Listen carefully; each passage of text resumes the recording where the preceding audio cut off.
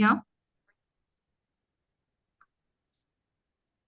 Esteemed Head of the Department, Professor Pragya Paramita Patnaik, respected speaker of the event, Dr. Devidatta Das, dear colleagues, scholars, and students, I'm delighted to welcome you all to today's webinar on the topic that is fundamental to our academic success, that is academic writing, tackling the how to. In today's session, we will explore the intricacies of academic writing, a skill that not only enhances our ability to communicate, research effectively, but also strengthens critical thinking and argumentation. Whether you are a student, researcher, or educator, mastering the how-to of academic writing is essential to present your ideas clearly, persuasively, and professionally.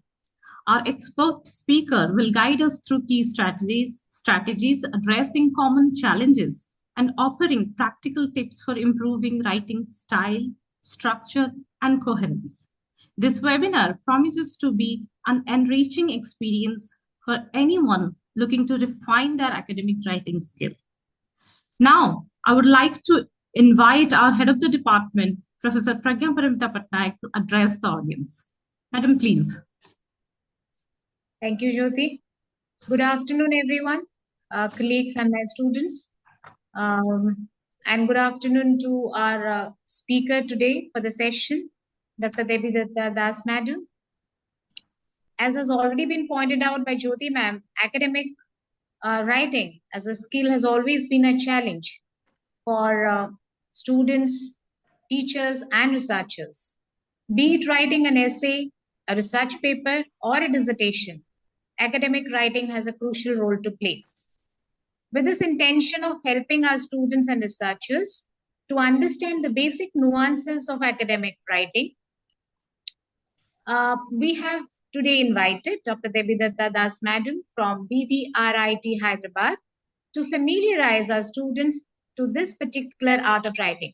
I welcome you, ma'am, to this session, and I request Jyoti to kindly introduce Madam. Thank you so much. Thank you so much, madam. Once again, I welcome all of you, and I hope you find today's session insightful and inspiring. Thank you for being here, and let's get ready to dive into the world of academic writing.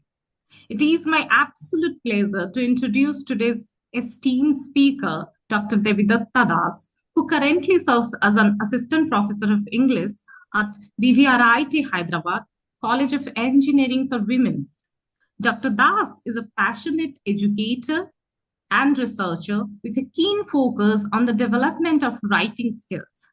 Having completed her PhD from Utkal University in 2019, she has continued to build on her expertise, working tirelessly to bridge the gap between the functional and literary aspects of writing. Her research takes a unique approach by categorizing books that guide writing into three insightful types: writing books, gusto books, and writerly books.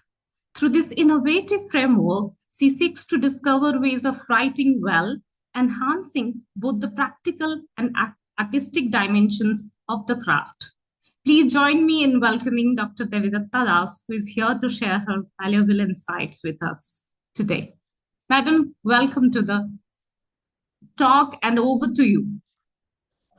Thank you, Jyoti, for the sweet introduction. And I also thank Pragya Madam for welcoming me.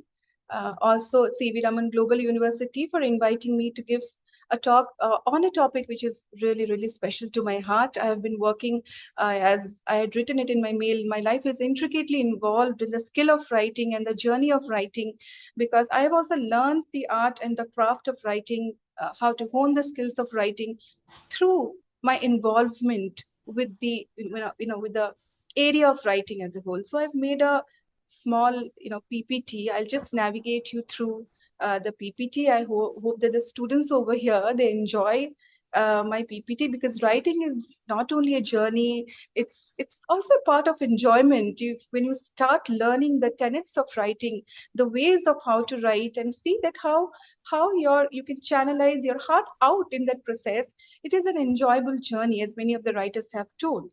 So I hope that since it's an after lunch session, I hope that you will not be in your siesta and you are with me in this journey of writing. So with your permission, Jyoti, I'll share my PPT. Yes, yes, please. Stage is yours now. Yeah. So is it visible now? Yes, it's visible. Speak it full screen, ma'am. Yeah. Now? Yes, absolutely. Yes. Thank you. So academic writing, tackling the how-to. Now, to start with, one of the biggest conundrums of the academia is academic writing. How do we deal with it? It's one of the most dreaded subjects ever that is there. So, in this short talk that I'm going to give it to you, I'm going to navigate you through the process of writing and the skill of writing, and I'm trying to bust certain myths. Am I audible? Hello? Jyoti, if I'm not Yes, audible, please yes, you're let me know, audible. right? No, no, Yeah. yes, I will disturb Yeah. you Yeah. when So, it is. yes, thank you. So, in this journey of writing, why are people so scared of writing?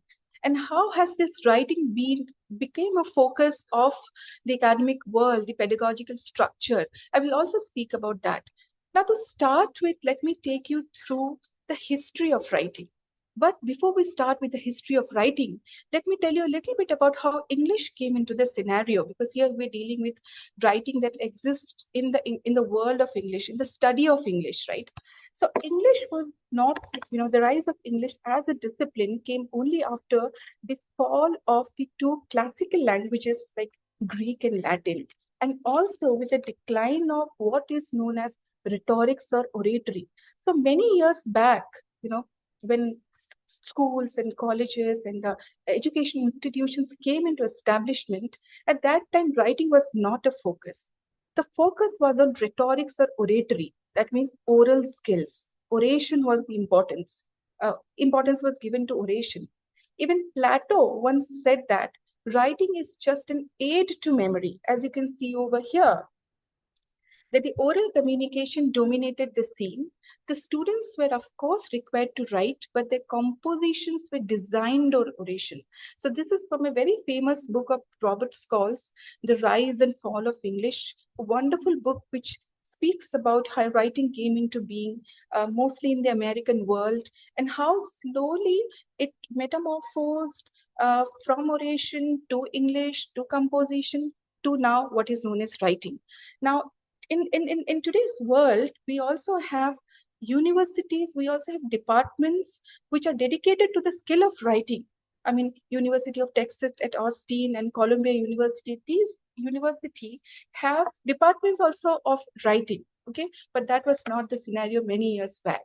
So students were asked to read and say it or regurgitate it. Okay, they were not asked to produce something in writing. That kind of writing was, known as compositions, and the compositions were designed on orations. So students used to write, I would say criticism of criticism, which is also known as hypocriticism now. Now this term is there, hypocriticism. That is criticism of the criticism. Nowadays there are many novelists. Nowadays very young, kids are also writing work. They're producing something in written. They are writing from their own mind. Such kind of things were not at all encouraged at that point in time many years back. So writing was not initially seen as an intellectual power, source of power, but rather a functional skill that served at best as a facilitator of the oral tradition of education. But let me tell you, slowly, when eloquence started taking a back seat in it was in the higher order of strata, but slowly it took a back seat when uh, the teachers over there, when the instructors over there, they found out that the writing become, within quotes, very beggarly. Okay, students were not able to write properly. They were just able to mug it up and, puke it out, I would say, but not produce something. The originality was not there. Now, writing slowly came into focus, it's a skill, it's a craft. And we have this kind of a certain kind of thinking that a person is born with the art of writing, born with the skill of writing. Let me tell you that writing can also be learned. Writing can be learned. It is a skill.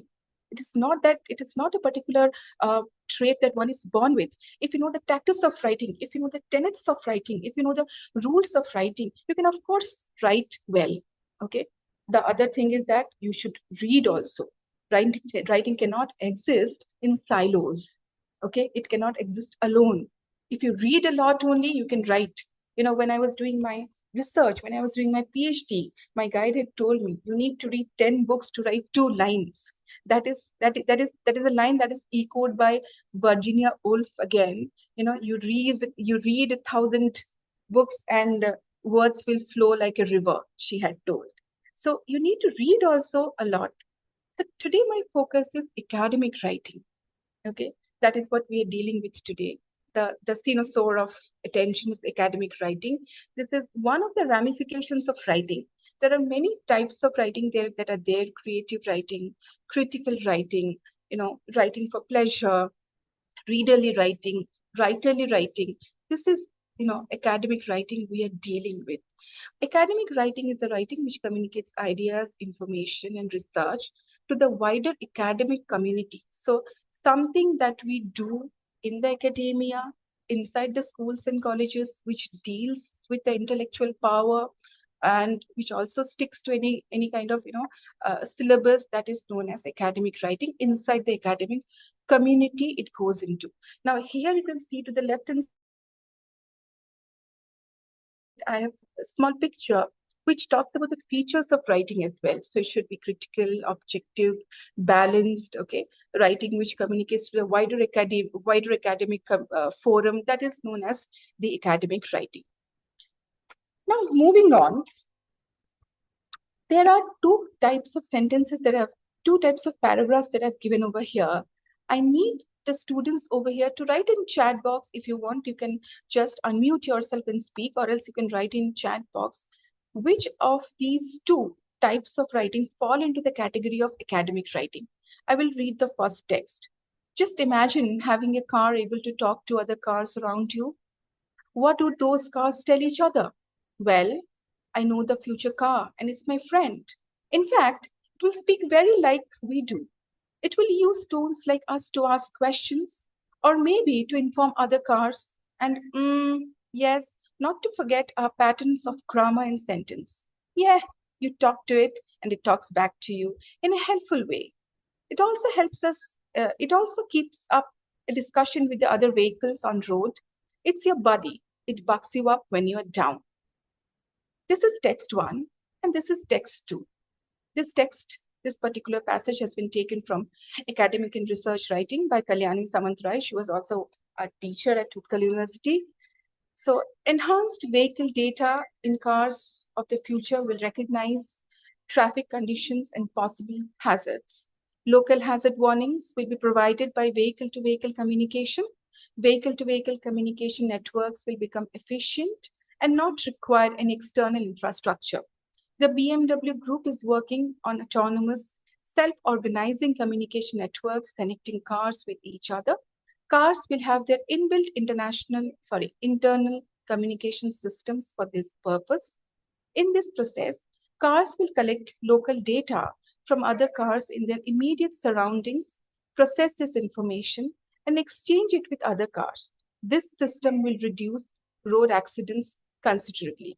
So I request the students over here to tell me whether the first slide or the text 1 or the text 2, which one will come under the brackets of academic writing? Text 2, ma'am. Text 2 will come under the brackets of academic writing. It's wonderful, wonderful. Sir, can you tell me why is S.N. Sharma is speaking? S.N. Sharma. Yes, ma'am. Yeah. So can you please tell me why do you think that the text 2 comes under the brackets of academic writing? Well, it's completely formal. The language is completely formal. The coherence is maintained here properly. Yes. That's right. Yes, very correct. So this is one of the important features of academic writing that, official, or you can say, it is very organized, of course. There are certain words and terminologies which are very formal, which are used over here. There are certain kind of uh, words like used over there, the fillers that are used in the text 1 that are absent in the text 2. So these again will tell you what kind of writing should be academic writing. Moving on, just a minute. Yeah. Yeah. So these are, let us talk about the features of academic writing, and then we'll delve a little deep into it. So textbooks, official documents, projects, research papers, while writing these things, we use the academic writing. They are carefully edited for errors, style, and format problems. The formal and academic expressions used are, however, in addition to, furthermore, therefore, to conclude. It's also based on evidence. Mostly, if you're writing scientific research, of course, it will be mostly based on evidence. Now, people are doing a lot of research on ELT. In ELT, also, it's all evidence based, so it has to be, you cannot write something in vacuum. Now, it includes references to the source of ideas, and also it doesn't use the contracted forms like can't. We have been telling our students incessantly that you do not use such kind of contracted forms like can't or won't, but they don't listen. And in formal letters and all, also they write such kind of contracted forms, but they should not be written when it comes to academic writing. There is a categorizing between what is, what kind of words and terminologies and vocabulary you should be using for academic writing, for writing research papers, and what kind of terms and terminologies you should be mouthing when you are actually having a banter, just having a informal talk with a friend, or you're writing a very informal article as such. So these are two watertight compartment categories, and we have to go by that, right? Now, so let us talk a little bit about the tools of writing. Now, as I told you, that writing is a skill. It's a skill, it's a craft. It is not a trait, a quality that you are born with. This is something that I have acquired. I've never been born with the skill of writing. I acquired the skill of writing through my research, through my journey, through my involvement, intricate involvement with with the skill of writing, right? So for any kind of skill, you need some tools. Let me make it very clear. It's like it's little mechanical usage is needed over here. The mechanical tools and equipment is needed over here. So what are those tools? The first is mind, language, grammar, and the writing process. Now, mind is, of course, you need to have a very, very active mind to churn out sentences from our mind, right? Mind gives us the fodder for thought. When you read something, you kind of ideas get layered in your mind, and that very jovial or active mind, by an active mind, I mean your involvement with the reading process.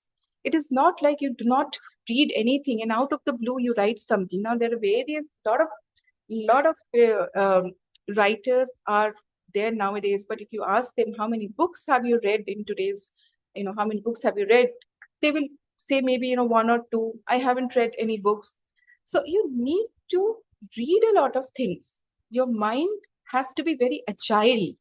It has to work out also daily. Now you can't read for a single day and then just stop reading it and start writing it. It has to, the continuous process or involvement, entanglement be there. Language, of course, a writer is a wielder of words, a wordsmith. He weaves words. There are people who, there are people who just see that rain is, it's like drizzling out there, and there are people who enjoy the rain. Okay.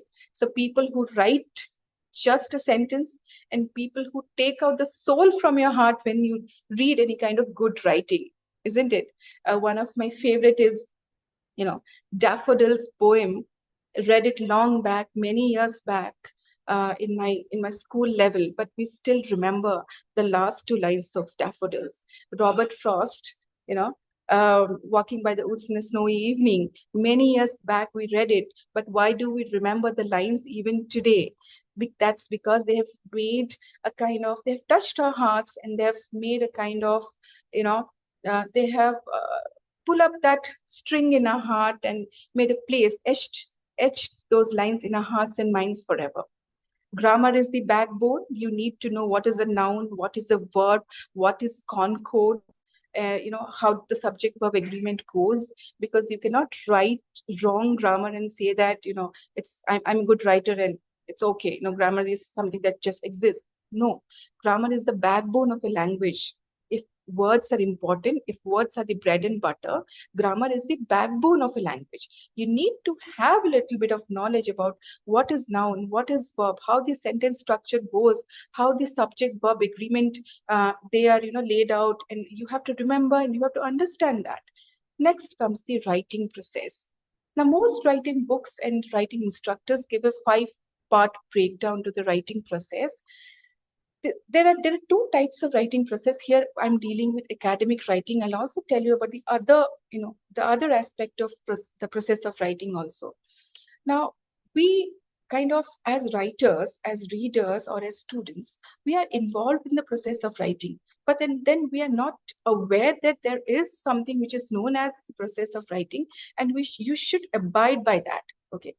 So when you start writing, you know the topic, you do a little bit of read and research, outline and plan, start your writing, and review and edit. There is also something which is known as writing the first draft. Before you write the first draft, there is a process known as brainstorming. Okay. This process known as brainstorming has also been defined as voyaging in and voyaging out. So when we get a topic, what do? Lot of nebulous ideas form in our mind. That particular process is known as the process of ideation, where ideas get formed in our mind. A topic is given to you. It's not like immediately you take the pen and paper and write down whatever comes to the mind. We think for a while, isn't it? Thinking comes. Lot of ideas comes to our mind. We do not know, and it's a vague clutch of ideas. We are not clear which sentences should come first and which sentences should come after that, and whether the sentences that are coming to my mind are okay or not. Should I put it down in the paper or not? Okay. So the first process is known as the process of ideation. Then comes the writing process. Writing process, or the first draft, is also known as voyaging in. Voyaging in means what? You try to bring out the demon from your system. But here by demon, I mean the cluster of ideas, the complete cloudy cluster of ideas that are there in your mind. So you take it out from your system and you just write it down. Sometimes whatever we think and whatever we have written, the picture is completely different. You will get to know at certain times that I was thinking the story in this way. I was thinking to start my essay in this way, but no, the essay is after I wrote the essay, there's the picture of the structure of the essay is completely changed now. So until you put the thoughts to the paper, you will never got to know what actually goes in your mind. Sometimes students, they don't write it often. They just read and they think that in the examination, the 12th hour, they'll just write something and they'll finish it off. And then the results are disastrous, sometimes despicable, isn't it? Atrocious results over there. So they kind of come to me and they tell me, madam, I thought I'll write a nice I'll write a nice answer, but when I wrote, the answer was not good. That happens because writing is not a one-shot process. It asks you to get involved with it. Daily, you have that involvement should be there in the process of writing.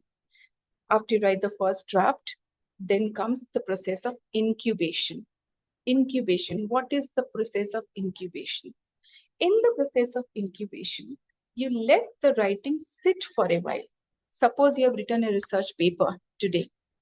Ideas have come to your mind, you are very happy, and you think that this is my first and final draft. No, never do that mistake. Never do that mistake of considering the first draft as the final draft. Let me tell you, let it sit for a while.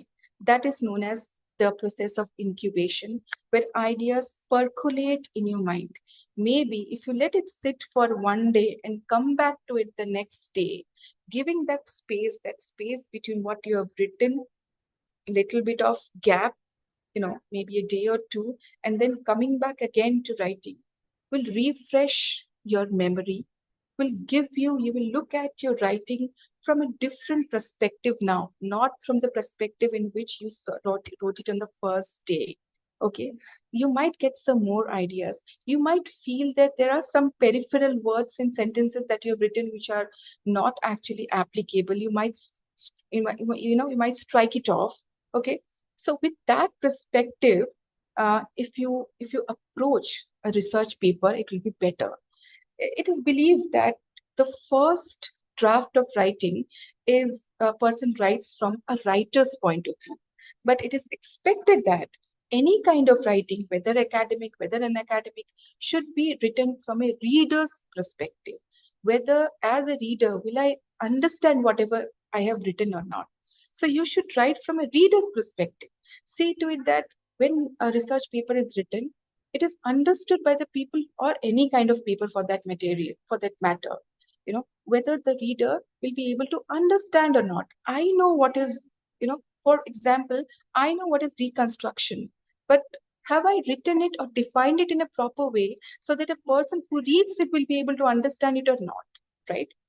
So drafting is writing the first draft. So John Steinbeck says the hardest thing is, putting the starting with the writing is the hardest step towards writing.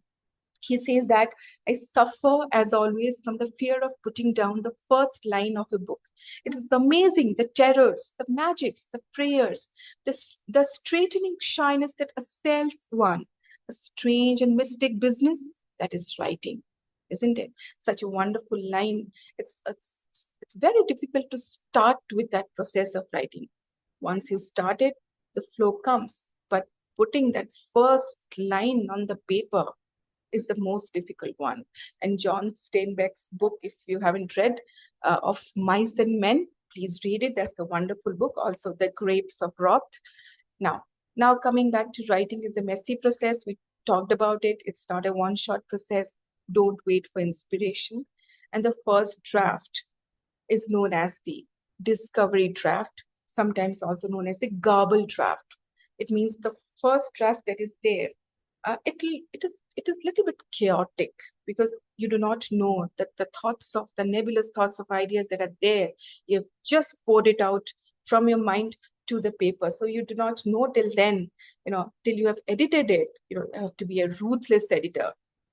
Okay, in one of the writings I saw, kill your darlings, kill your darlings. It means our words for an author, the words are the author's darlings. So you have to be a ruthless editor to make your writing, to tailor your writing so that it suits the audience, so that it's readable. Okay. So the first draft is generally known as the discovery draft, where you actually discover the ideas that are going on in your mind. So this book by, Reasoning and Writing Well, if I remember it right, by Betty Matic Teach, as you can see over here, is a wonderful book where he speaks about academic writing. I'll also give you some list of academic writing and professional writing if you want to learn and really, chisel your skills of writing. So now I'll just skip it because I already spoke about it. Now, what makes writing successful? Here you have to remember that writing should be clear, well organized, economical, grammatically acceptable, vigorous, and positive. The links and nudges, that is the transitional words that should be there from one paragraph to the other paragraph, how we, move the transition, how we make the transition, how we jump from one thought process to the other thought process is important, right? And those are also known as discourse skills. Sometimes these discourse skills are known as signposts also. For example, if I'm writing that I have some points in my mind, my sentence starts with this, I have some points in my mind. Firstly, I would like to say, so firstly is a, is a link word. That means it gives the reader a kind of, you can say, a nudge that of course there is one second or third point also coming up. So any kind of linkages or any kind of words which gives the reader a kind of inkling or any iota of inkling that what is going to come next are known as disposed skills, signposts, and links and nudges words. Okay, they are very important because they make that connection between the sentences. They make the connection between the paragraphs that should be there. Writing should be coherent, paragraph should be properly organized. The length of the paragraph should not vary a lot. Okay. Now, this is a particular sentence that you can see. A workforce with a high proportion of literates is a deterrent to productivity. Now, I know that we don't have much time with us, but if you can give it a try, and if you can see that this sentence that is there on your screen is a bit opaque, we don't understand it properly. How can I make it more readable, or how can I make it more fathomable to the audience out there? Can I rewrite it? Yes, of course I can. It can be written in this way. Workers who cannot read and write cut down on productivity. So we do not have to be Sashi Tharoor or Samuel Johnson's always. They are quite enticing to listen to, but that's once in a while. Every time if you listen to very bombastic, big, difficult words, we will not be able to understand it. That, in short, what I mean to say, keep your writing simple. Simplicity is the essence. Okay, you can keep your writing as simple as possible. Just garnishing with one or two big words here and there is fine, but you cannot make your writing completely, obstruse by such kind of big words and terminologies. Paragraph, next we come to paragraph, because paragraph again is this one unit of research writing, which is very, very important. We know what is a paragraph, but sometimes we do not know how to structure it, and then how also to navigate move on from one paragraph to the other. Okay. Also, students make a lot of mistakes while writing a research paper is that one paragraph, they make it very long, and the next paragraph is just one line.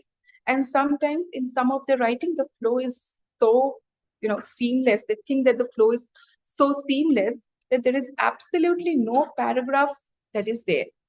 Absolutely no paragraph that is there.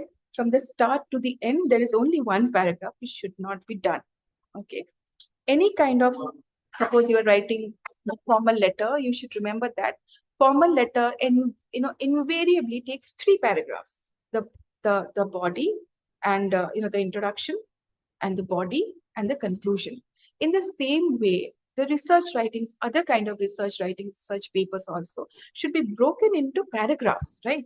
But what is this paragraph? This paragraph is a series of sentences that are organized and coherent and are related to a single topic. So the idea, or the topic sentence should be that the thought that runs down through the different lines in a paragraph is one.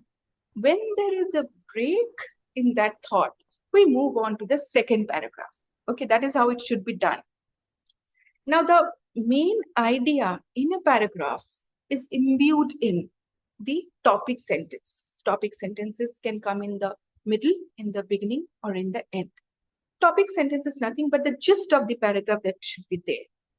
Okay. So can you please find out what is the topic sentence of this particular paragraph that you see? You can write it or you can unmute it.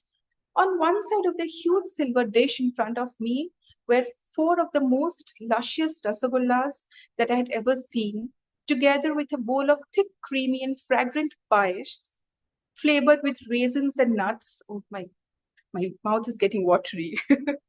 2 crisp, flaky kachoris steaming hot from kadhai lay on the other side of the plate. I lost count of the other delicacies that my host had ordered his cooks to serve me. It was the most amazing meal that I ever had. So can you tell me what is the topic sentence of this particular paragraph that you see right now? Where do you find the topic sentence here? Does it come in the beginning, in the middle, or in the end?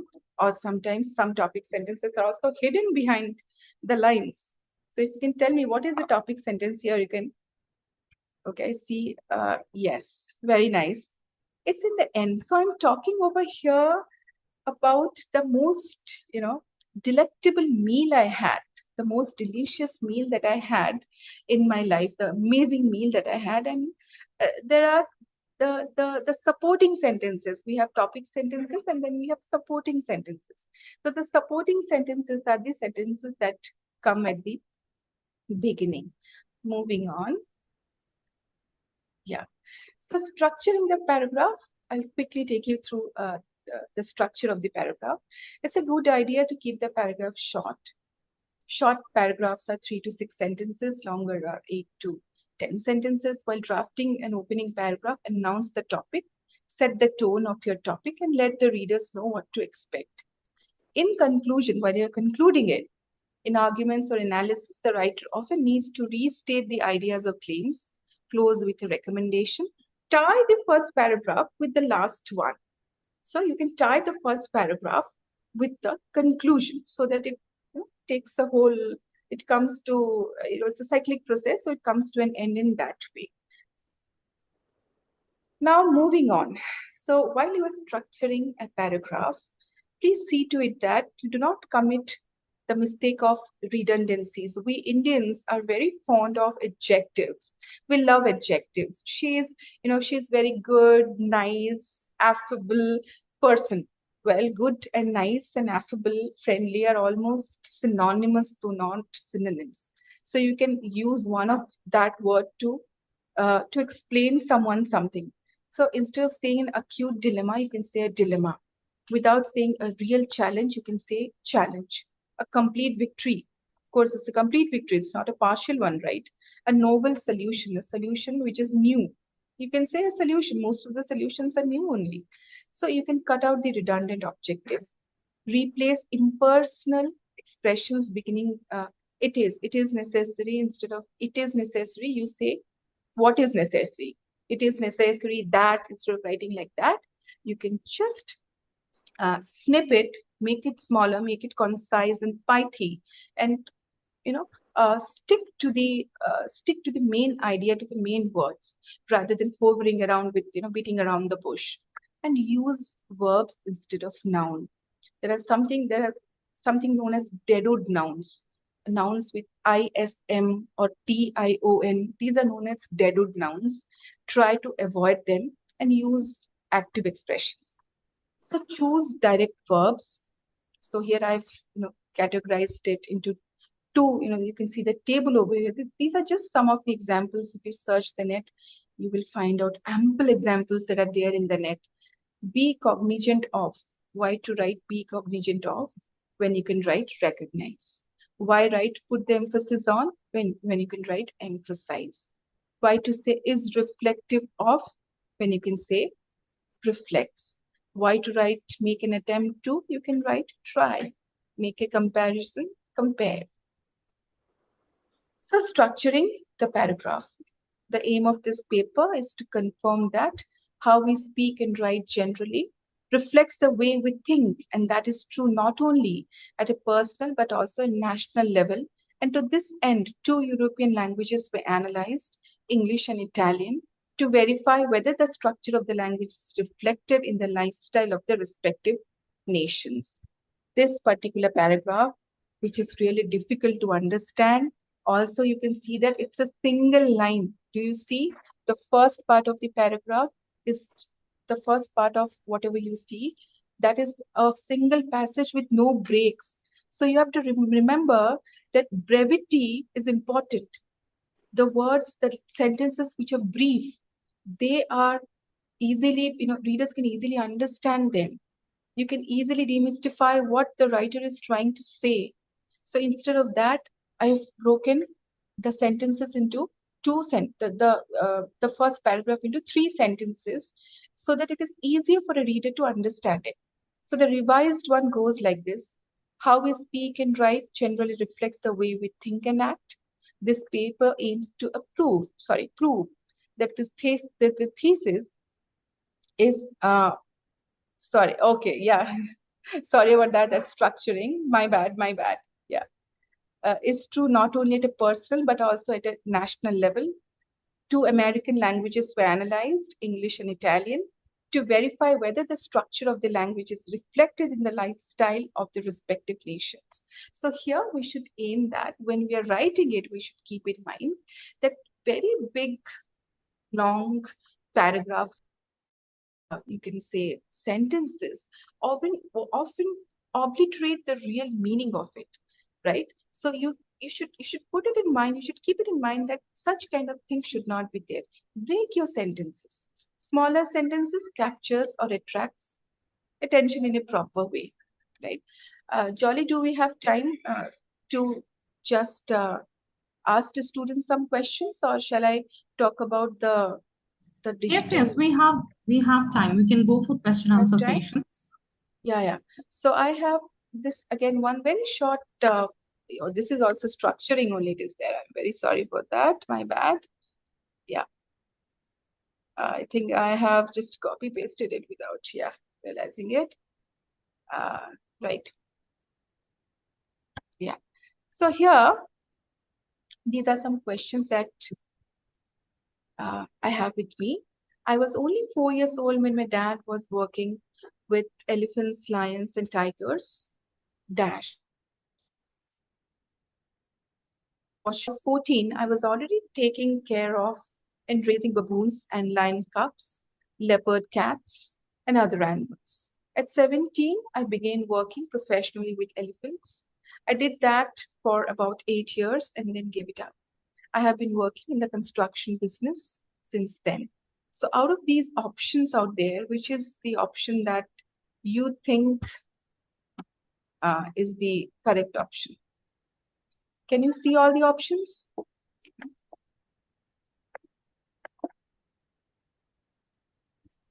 Yes, all the options are visible. A, B, Uh, So I think option E for the first paragraph. Yeah. Can you see which one is like, which one do you think is apt over here? I think Option to it's B. E, ma'am. Supransu, it is The last E, option. option E. It He is said, B. Yes. It is B that I was only 4 years old when my dad was working with elephants, lions, and tigers. So therefore, I always had animals around me. Okay. So you have to keep it in mind, that I can say that flow of ideas that should be there, which connects, right? Now I have one more, but I want to move on to, this is the E. Yeah, I have some more slides, so I want to move on to this one. Now here it is, avoiding redundancies. How to avoid redundancies? Now, what do you mean by redundancies? Redundancies and cliched are again a category of words and expressions that we use in our writing, but it should be avoided. Redundancy is the unnecessary words and expressions in a sentence, right? So if we want our ideas to hit the bullseye, to straight, go from our mind to the audience, from our writing to the audience, we have to, our involvement with the redundancy should be completely pruned. Completely pruned.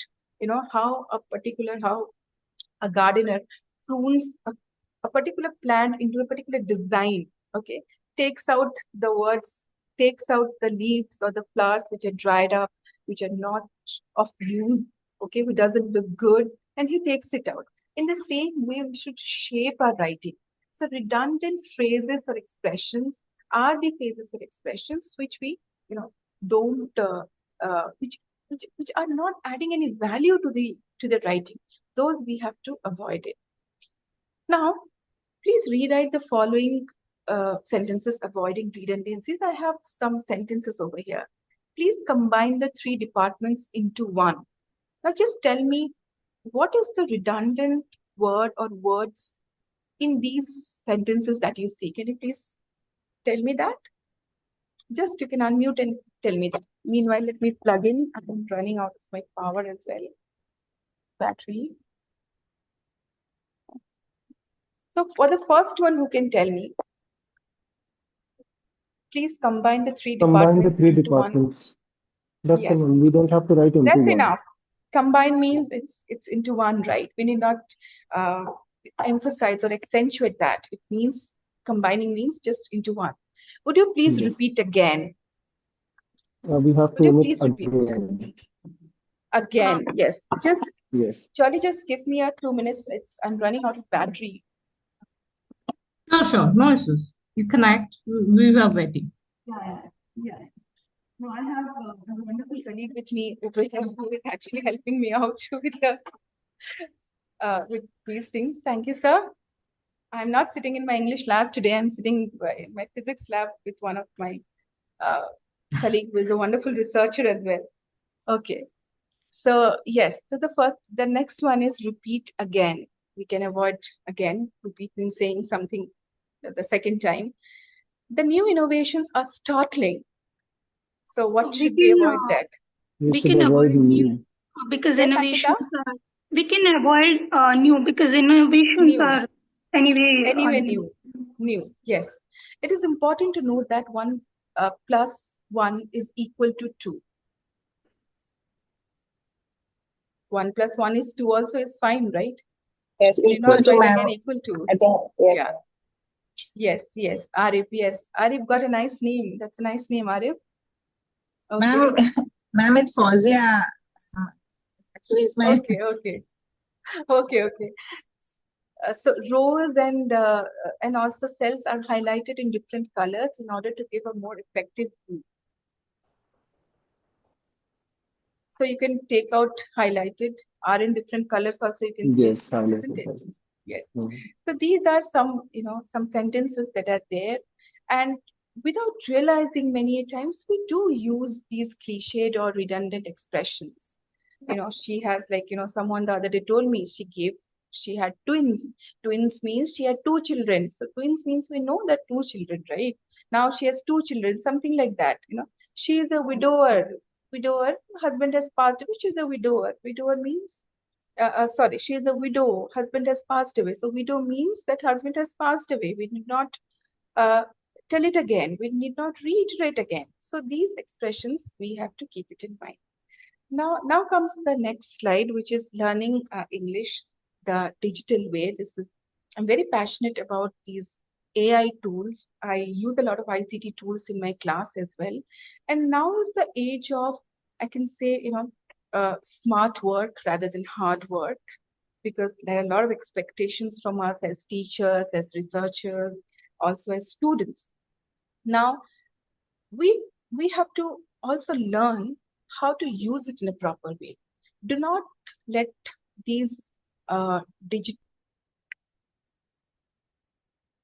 overpower you or kind of make you its servant. You always keep the digital tools as your servant rather than making them your master. So you need to use it in definitely because today is the world of the digital world, and everyone talks about these ICT tools and all, and we also use it. But see to it that your productivity is not diminished, okay, while you are using it. I can write a letter very well, but I can write a prompt in Chat GPT and I can write a letter. But in this process, see to it that the way of letter writing completely is not abolished from your mind. It's not gone away from your mind at all. So these are some of the digital, devices that digital tools and technologies that use in today's world. Uh, the second one is I'll first speak about the second one and then the first table. The second one is talks about Chat GPT. All of us know about Chat GPT. That's the generative AI that we are using it. You give a prompt to it, and it churns out millions of many kinds of whatever you want it to write. Okay. Now, GennyAI.ai is a wonderful tool again, which I came across some months back. This is not, yeah, not, yeah, GennyAI.ai. It is also a kind of something like ChatGPT, but it gives you more, it gives you complete research papers, it along with in-text citations, works cited and all, and it's wonderful to use it. You can use it, but it's if you pay it and use it, it will be more beneficial because if you're using it on a free mode, there are only 200 words that come on a daily basis. The Research Rabbit again is a wonderful tool that you can use for your literature survey. Okay, Chat PDF. In Chat PDF, what you can do is you can put the PDF and you can ask questions to the chat. So it is it's a kind of conversational, I can say, tool that can be used for any kind of PDFs over there. So if we hundreds of PDFs we find out and we do not know whether it will be beneficial for our research paper or not. So chat PDF is a boon for that because it, in a very concise way, it can completely encapsulate whatever the PDF is about, and then it can tell you whether it's beneficial for your research or not. Then we have connectedpapers.com. It's a kind of gives you a network of papers that are there. You suppose you give the name of one research paper and you want to try and find out other research papers which can help you out to make your bibliography. It is a wonderful tool. Connectedpapers.com. It comes out as a branch and to different from one paper to another paper, and it gives you a whole network of the papers related to it. And then we have Google Bard, which is now termed as, rechristened as Gemini.ai. It is also similar to Chat PDF, but I don't use Chat PDF much. If I want to use something, I use GennyAI.ai. Now, if I'm writing a research paper and I've read a lot of articles, but then also I'm little bit I'm in 2 minds about how I should structure the papers, what should be the headings of the paper, to be very frank. I ask Google Bard, I give a prompt, and it gives me the subtitles that should be there in a research paper, and then I work on and then I read the research papers and then I write it down. So these various types of tools are there. A lot of tools are there which you can use it now on a day-to-day basis to churn out papers, to do your research. When we were doing our research, when I was doing my PhD, these things did not exist. So it was manual labor, you can say. But now it's time for doing the smart work. So many and many such kinds of digitalized versions are there which you can use it. To the left hand side, as you can see, these will help you out to improve your English. Voice of America is a wonderful website. You just type Voice of America, you will get many categories and subcategories of things over there. It has very small video clips. I'm a passionate movie watcher, let me tell you. I have learned a lot from English movies. Okay, I watched Harry Potter, Wednesday, Crown, and many other. These are now on Netflix. Also in English movies, general movies, also series. So I also learned a lot from English movies because they kind of situate you. We belong to an Indianized world. We live in India. So we are not native speakers. So they kind of position you from this land to the land of the native speakers, and then at times you get to understand and then answer also, or use those words and terminologies which actually native speakers they use it. Sometimes we are just kind of rankling our mind and we are drenching our thoughts and we are thinking, what is that word that I should be using for this particular expression? So in such kind of situations, these movies they come very handy. Because if you know the conversation, if you know the dialogue delivery or the conversation between two people, you can understand what kinds of words and vocabulary should be used, right? Of course, I'm not talking about very spooky movies or action movies where dialogue delivery will be there. Such kind of movies, you should watch it. Also follow the English Nut on YouTube. He's there also on Instagram. A fabulous speaker. He speaks about the etymology of words because words are very important in any kind of speech. Without the stock of words, what will you speak? How will you articulate yourself? How will you say how will you put across what you are thinking? So you should have the stock of vocabulary, stock of words with you so that, whatever you want to say, you can say it in a more direct way, in a more better way, right? So the English Nut is another one. You can follow him on YouTube, on Instagram. I haven't mentioned here, there is another page on Instagram known as Rachel's Academy. Rachel's Academy, RACHELLE, Rachel's Academy. She also gives a lot of English words, English terms and all. Dictionary.com, you can open your accounts in dictionary.com. If you open your account in dictionary.com, every day you get a word in your mail. Along with the word, you get the meaning, you get the etymology, you also get the pronunciation of the words. Okay, etymology means the root, any story behind the word, how the word has come into, formation, everything about that.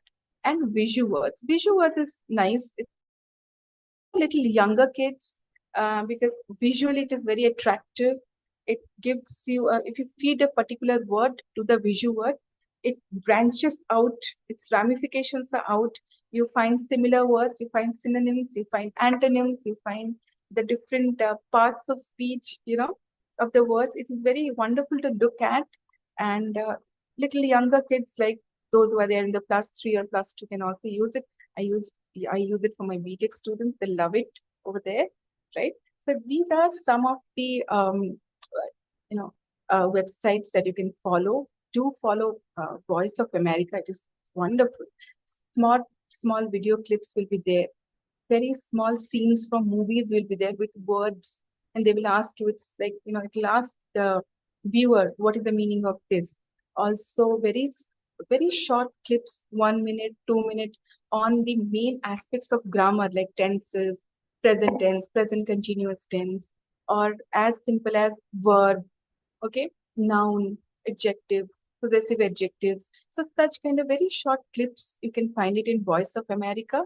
You can come down there, when you type Voice of America, just come down and see the categories of, the different categories that are there, and enjoy it, right? So these are the works cited that I'm sharing it with you. And with this, I come to the end of the session. If you want to ask any questions, you can unmute and ask me. Jolly, I would like to say that I've ended. Thank you for being such good and interactive audience out there. I hope that I was of some help to you people. Certainly. Anyone having any question can just unmute and introduce himself or herself and ask the question.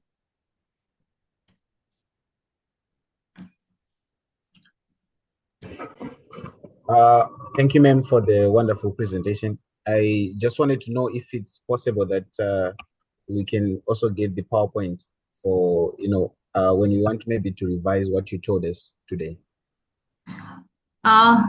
Surely. We will share a PDF with you later on. That will help you. Will that do? You just want to get the content, right? May I know who's speaking? Yeah, it's Casey Chwenje from EE department. Oh, I'm doing an MTech wonderful. in mechatronics. Yes, I got it.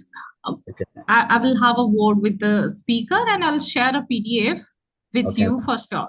You'll get a PDF of the content. Okay, thank you. He is an international student, Dr. Das. Anyone having any other questions? I guess they are digesting what they have got from you. Okay, then. It's fine enough. It was such an interesting and wonderful session, I must say.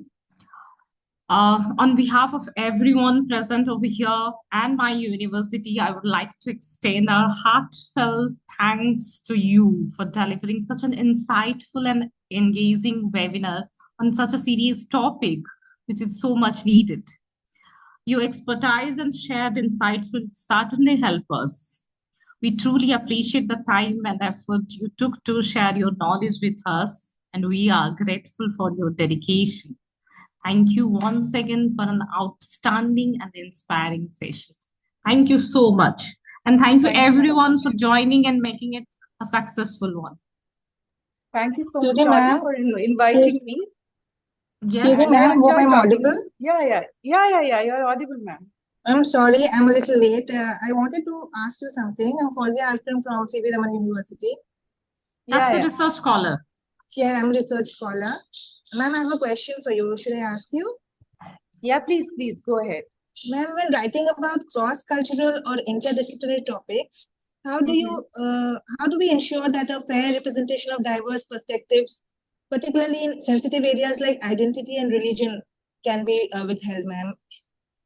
Should I repeat it? Please repeat it because the network connection is a bit feeble over here. Yes, ma'am. When writing about cross-cultural or interdisciplinary, how do we ensure that a fair representation of diverse perspectives, particularly in sensitive areas like identity and religion, how can we cite the diverse perspectives, ma'am?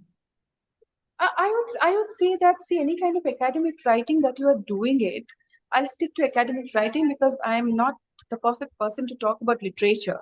My involvement was more with academic writing and to the functional side of it. To avoid any kind of confusions, please do not stick to any kind of biased expressions. That is biased or very, very, very provocative expressions that are there.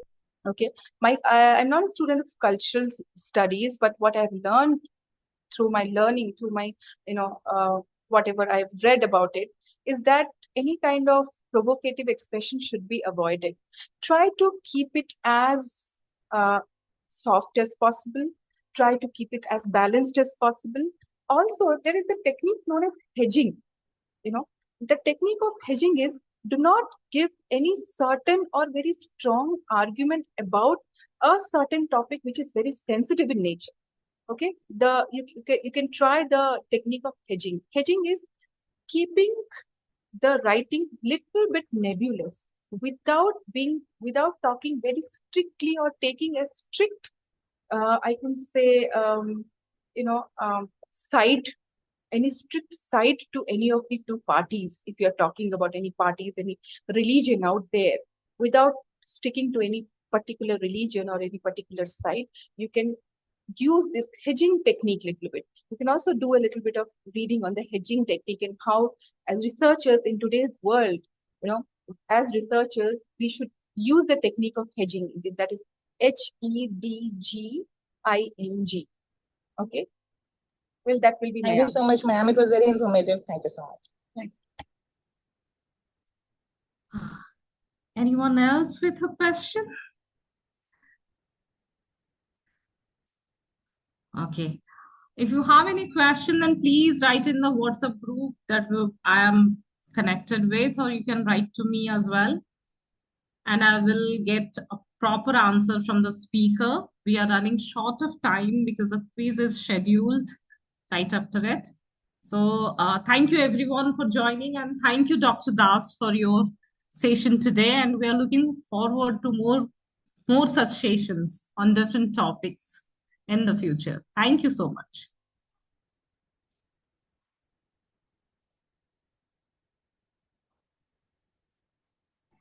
Aita madam, please stop the recording. We can wind up the session. Thank you, everyone. I guess Dr. Das had some issues with her network.